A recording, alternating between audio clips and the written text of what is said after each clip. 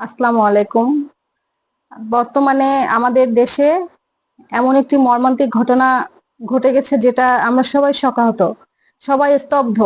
আকাশ বাতাস সব ভারী হয়ে গেছে। ছোট ছোট বাচ্চাদের নিস্তব্ধতা।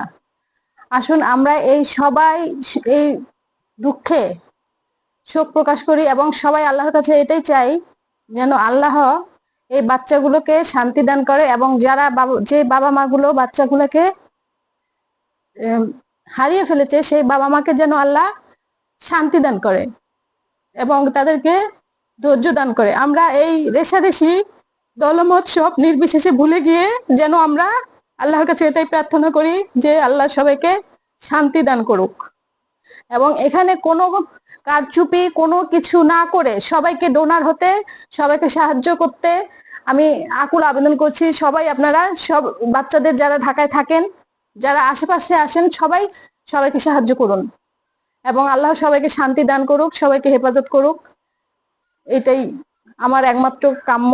আমরা সবাই চাই সবাই যেন ভালো থাকুক, সুস্থ থাকুক। আমরা মানুষ হয়ে যদি মানুষের পাশে দাঁড়াতে না পারি, তাহলে আমরা মানুষ কিসের? আমাদের মনুষ্যত্ব কোথায়? আমরা আজকে কোথায় গিয়ে দাঁড়িয়েছি? আজকে এই মৃত্যুপুরীর মধ্যেও আমরা মানুষের দোষ খুঁজে বেড়াচ্ছি, দলের দোষ খুঁজে বেড়াচ্ছি, কত কিছু করে বেড়াচ্ছি, কারচুপি করছি লাশ নিয়ে।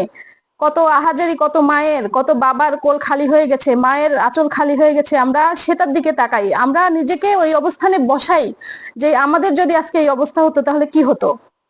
তাই আমরা কিছুই করব না, শুধু আল্লাহর কাছে প্রার্থনা করব এবং সবার উপকারে আসব। আমরা মানুষ, কাজেই আমাদের মানুষের উপকার করা উচিত।